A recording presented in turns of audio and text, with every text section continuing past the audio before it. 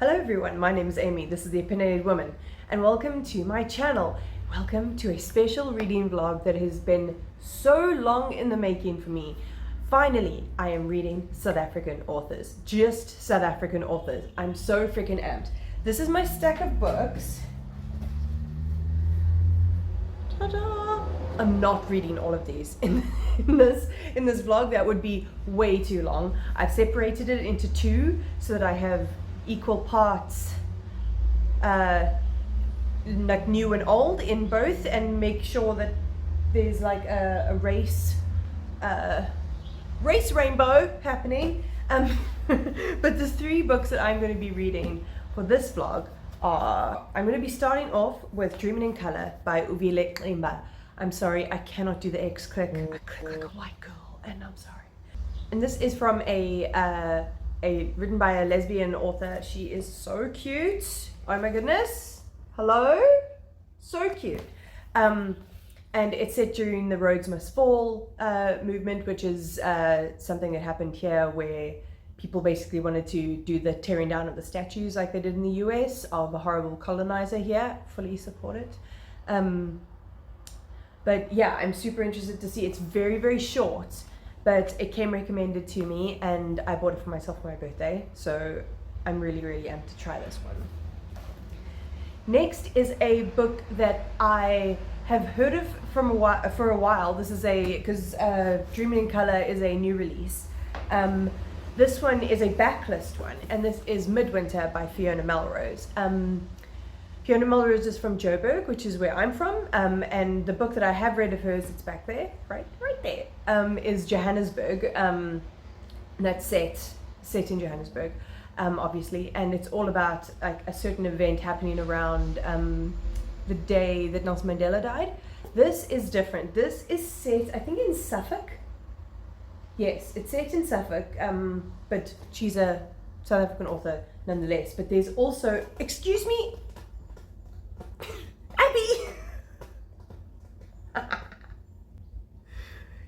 I'm using the cat scratching post as a tripod right now, and she started scratching her nails while I'm trying to film. From the blurb, it has a lot to do with the death of the mother, because we're following a father and son, a death of the mother in Zambia about 10 years before. And my mom's from Zambia, so I thought that would be very interesting. There's a lot of South African people that have Zambian and Zimbabwean heritage because we're right across the border.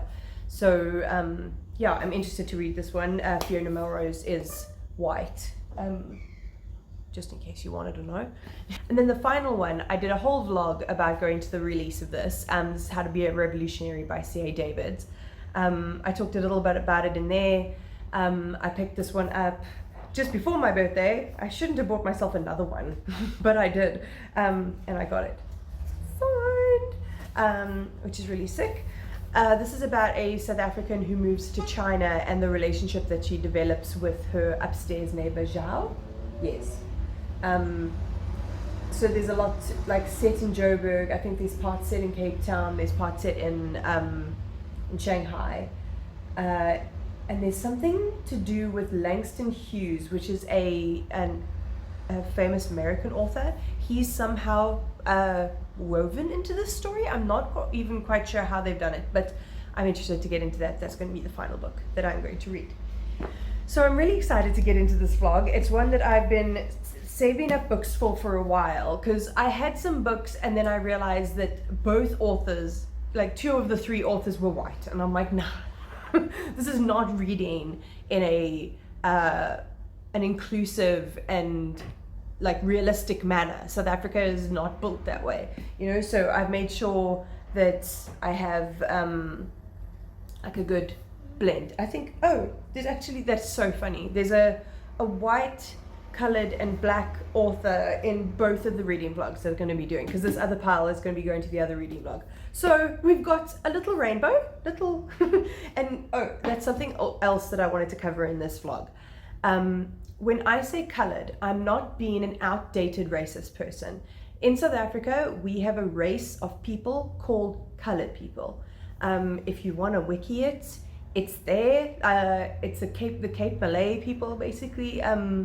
and it's a whole different ethnicity to white and black. So if I say terms like that, I'm not meaning to be offensive or anything like that. I know it means different things in different places. Just want to put that disclaimer out there. I'm just here to have a good old time and include everybody's stories whenever possible. So yeah, I'm going to get into this vlog and I will update you as I go. Alrighty, I filmed that intro clip just before I was about to finish my last book. My previous book. I finished it now, so I am, my legs hurt from exercise. I'm about to pick up Dreaming in Color. So I want to read you because I was not having a good day when I filmed that, and I had to edit out so much crap because I just was not mentally doing so great. So I just shouldn't have filmed it. I should have just waited. Anyway, so I'm going to read what it's about. So,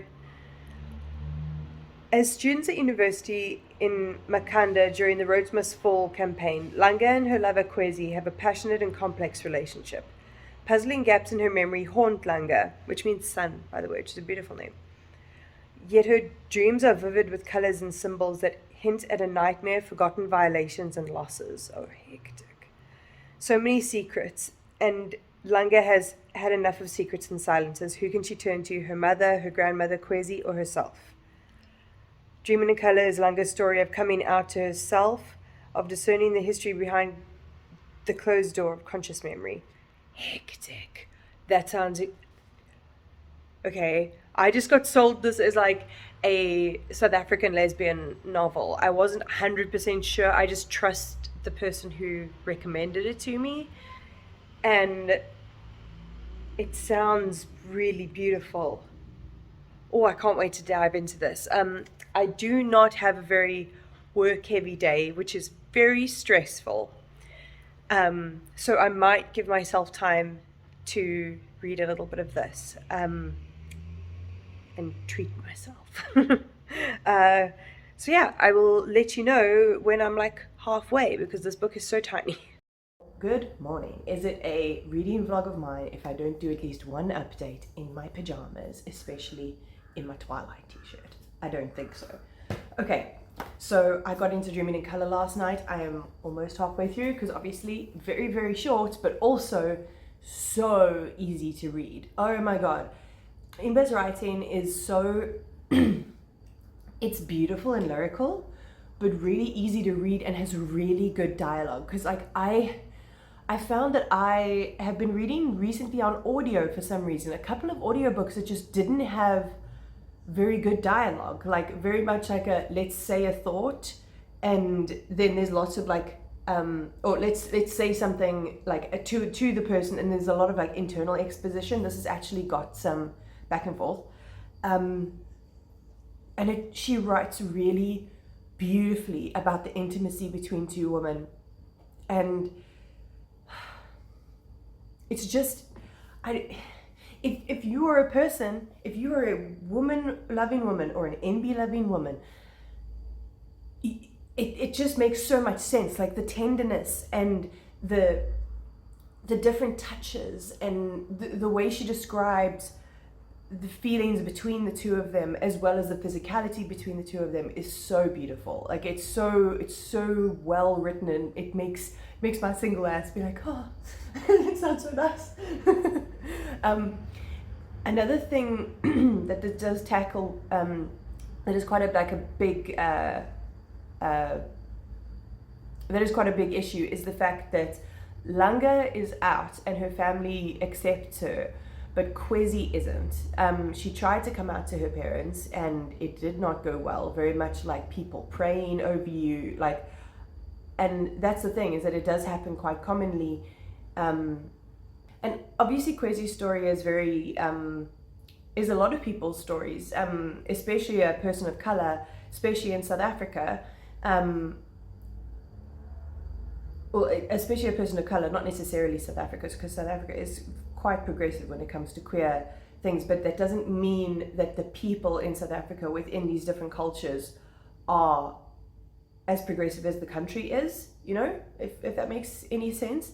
But it shows how difficult it is for Kwezi, but it also shows how difficult it is for Langa being with someone who is closeted, because I can't imagine how horrible that must be to, you know, be feeling like you're somebody's secret. Like, you can't just express your love in any kind of way that you want to. You have to keep it on the down low, you know. And like, they live together and everything, but her family think it's like a roommate situation for school. I'm so glad I picked up this book. It's hitting all the right notes, and it's really cool how they throw in bits of, I think it's Zulu, like, because I can read it, but I can't translate it properly anymore. I've not done Zulu since matric, which is longer ago than I'd want to admit. Like 14 fucking years. So I haven't done Zulu since then, so a lot of what they say I can't properly translate, but it doesn't even matter that there isn't a translation and then I don't 100% know what they're saying, because that's the way a lot of people speak here. I find it absolutely incredible. Let me put this on. I find it absolutely incredible whenever I find people who are multilingual, because in South Africa, so many people here can speak so many languages. And let me tell you, they're not the white people. It's all people of color who can speak multiple languages. And I've seen people in the same sentence, they go from English, they throw in parts of, like, they'll throw in their own like home language, people going in and out of Afrikaans and English, going in and out of like Zulu and English, just like throwing in like sentences in different languages every now and again. And I find it absolutely amazing. I'm just like, because I'm so bad with languages. Yeah, Dreaming in Color, absolutely fucking killer so far. And at this rate, I'm probably going to be updating you when I'm done, because there's not that much left of it, but so far so fucking great. Okay, so during this vlog I wanted to take you to the beach because I have a very beautiful view of Table Mountain, which is very South African. I want to take you to Signal Hill. I mean, I still might be able to do these things, but currently the clouds look like that. And it's been raining on and off for the last 2 days. Like, I've had to crack out sweaters already. I'm going to have to find slippers because it's getting really chilly. My feet are so cold. So instead, I'm going to take you with me to go to the grocery store, South African grocery store, where I need to buy oat milk, which is South African, and I'm going to buy South African snacks because I was going to buy them anyway because they are the things that I crave right now. And buy jeans that were also made in South Africa. No, not jeans, leggings, recycled leggings. So yeah, I'll just take you with me randomly. I'll be like, South African supermarket. This is the content you're here for. And yeah, then we'll maybe go on adventures later on in this vlog. Alrighty, I am back from the shops. I wish I had South African audiobooks that I could be listening to. But I don't. It's fine. It's 3 physical books are fine as it is. So I went to the shops. I was going to vlog in there, and then it was really busy and I felt shy. So I went to Pick n Pay because I need leggings really badly. I have these black jeans, which are like jeggings, but I needed leggings really badly. And I thought they're recycled, but I thought that they were made in South Africa because it's Pick n Pay. They're made in Lesotho, which is a little landlocked country completely surrounded by South Africa. They're just chilling there in the middle doing its own thing. But anyway, I got a pair that are like, they're not so burgundy as I usually go. They're more red. I want to go slightly darker red. And these are really cheap. I have a friend who makes bamboo leggings. Oh my god. When I have enough income to buy those leggings, they're the only ones I'm going to buy. And then this kind of like, it's kind of like a dark jeans color. It's not too navy. It looks very navy on here, but it's not as navy as the pair that I had last year. And I find I have a lot of tops that are navy. So then when I put them two together, they look ridiculous. So hopefully this will be fine. But what I wanted to show you was my favorite South African snacks. So I go through phases with what I like eating. When it comes to snacks, I like very fixate on specific things. At the moment, they're both South African. So the one that's always there, the OG flakes. These are puffed corn maize snack. I saw a bunch of Americans eating knickknacks recently, and they were like, what is maize? Maize is cornmeal. But I'm just gonna break into them. They're just like cheese puffs. Not of them. They're like a child's chip. But they're my thing. So this is what I was check on. I couldn't get the South African oat milk. They only had another brand. Luckily they had another brand that I liked. But they did have the South African one. I usually buy this one. South African made. Just $10.98. This is my go-to chocolate bar right now. There's a Black Cat peanut butter bar. So basically, this is like, if you're American, it's like a Reese's peanut butter cup. But because Black Cat is a South African peanut butter brand. But this is the chocolate version that just came out recently, and it's so good. I'm not going to open this now because then I will eat it. And I want to have it after dinner. But anyway, yes, there's a little bit of South African snacky flavors. And I will catch up with you when I finish Dreaming in Colour. It's nearly 11, but I stayed up, because yes, I'm an old woman, to finish Dreaming in Colour. And it was wonderful. I'm just going to wrap it up from here. It was a wonderful queer coming of age story, and there's a lot about trauma in here, and a lot about looking for your family's approval, and all of the complicated stuff that comes out with being queer, especially to families that aren't understanding. This is a great little book. I recommend it to everybody, especially if you're queer. So I'm going to start Midwinter in the morning. Hello everyone, it is Friday, but that doesn't really matter in this vlog. It's not a weekly vlog. As you can see, have got myself ready. I think I look quite cute. I haven't worn a bright lipstick in a while, but I decided it's a bright lipstick day. I am going to take you to Signal Hill. I finished my article for the day. I sent it off, and I don't want to go to Signal Hill on the weekend because it's a big touristy spot, and that'll obviously be a bit of a nightmare. But I want to take you to see, because you get a beautiful view of the sea, of Table Mountain, of Lion's Head. It's an absolutely stunning place, and it's usually so full that I don't go there very often. So I'm taking all the books, all the South African books. By the way, I'm halfway through Midwinter, but I will update you on this at a different time. So I'm just bringing all the books with me so I can see if I can take some cute book pictures. And yeah, might grab a cup of coffee, read while I'm up there. Like, we'll just see how busy it is. But yeah, let's go show off some South Africa to you. There she is, Table Mountain. We are going over there.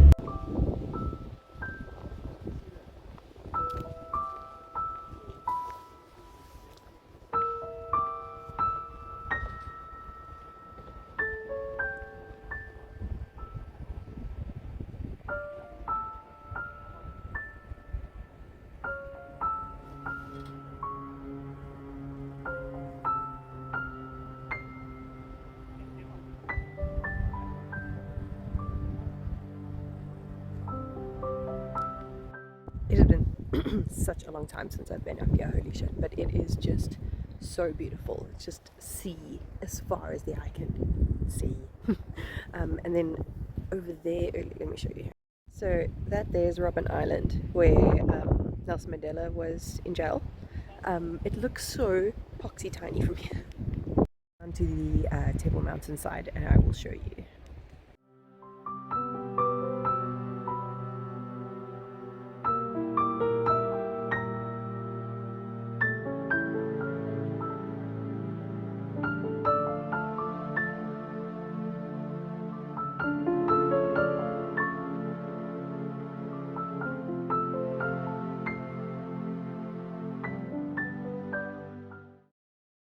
Okay, that's a much better view. I should have just gone, there's like a whole freaking frame. Ta-da! Yeah, super cute.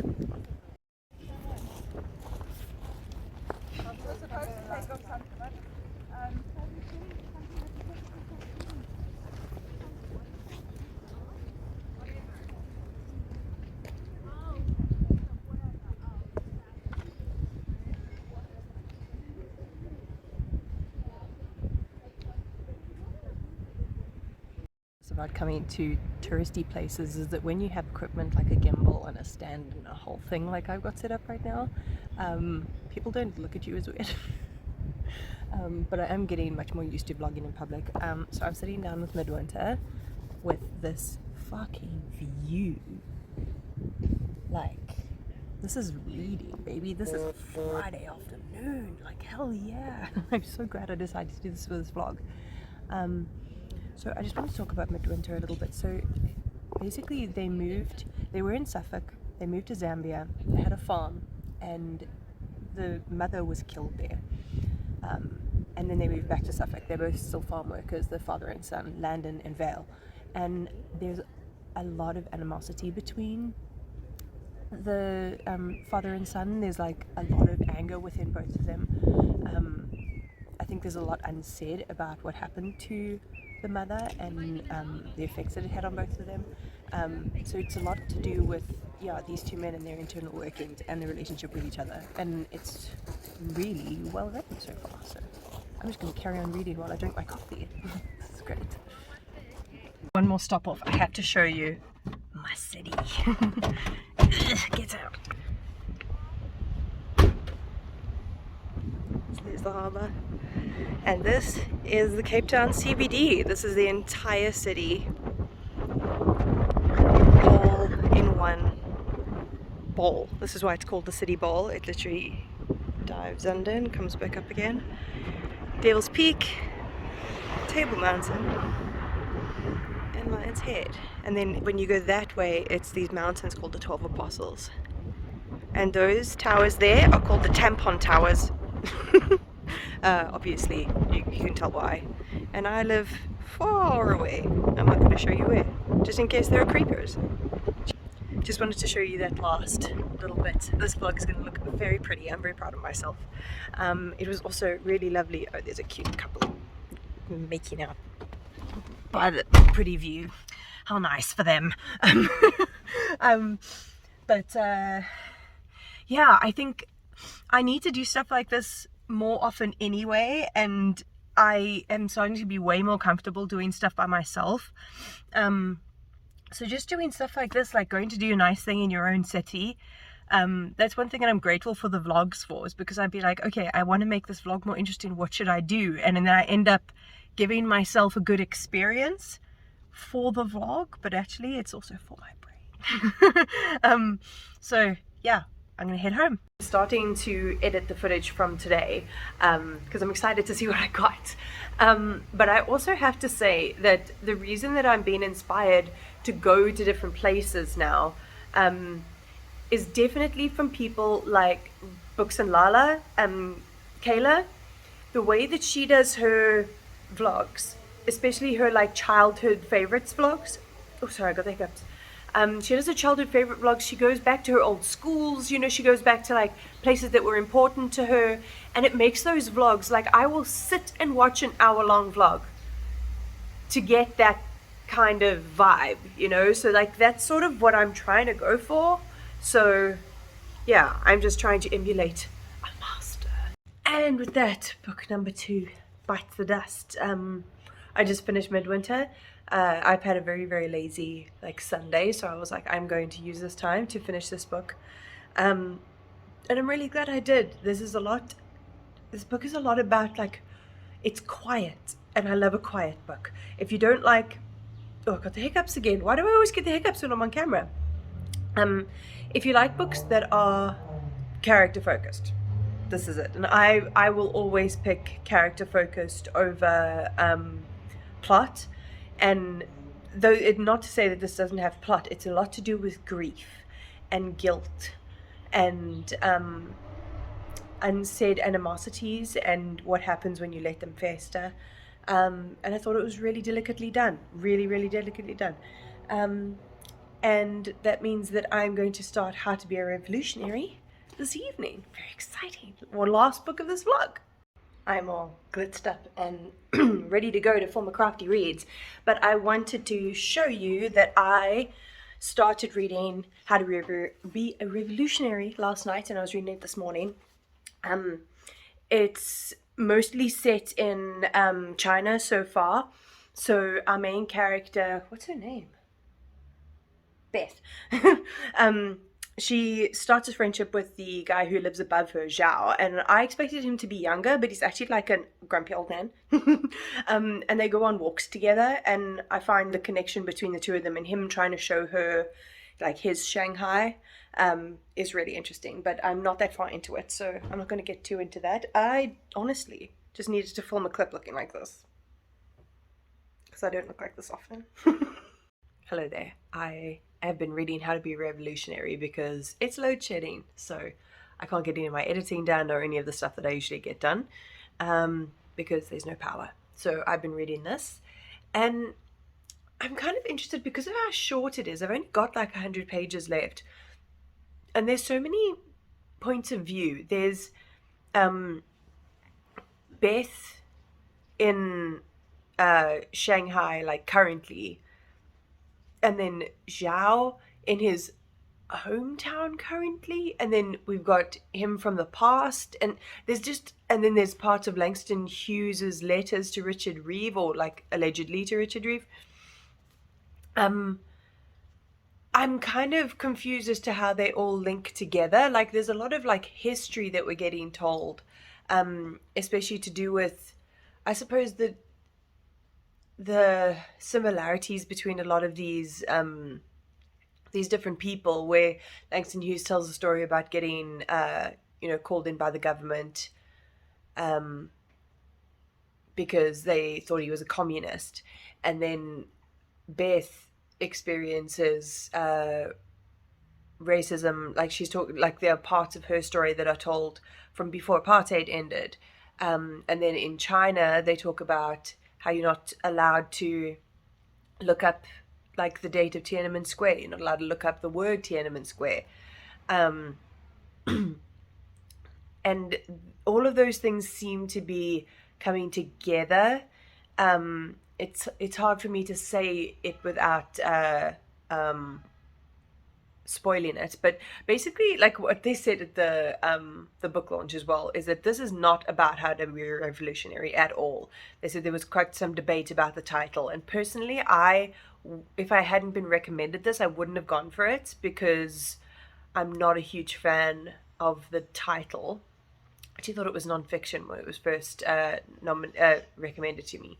Not a massive fan of the cover either. But I do like the way it's written, and I'm interested to see how it's going to be rounded out. Twice in one day, baby! Living that load shedding life. I'm gonna read my book again, I guess. Righty, I am finally here to finish up this vlog because this morning I decided, no, it is my mission.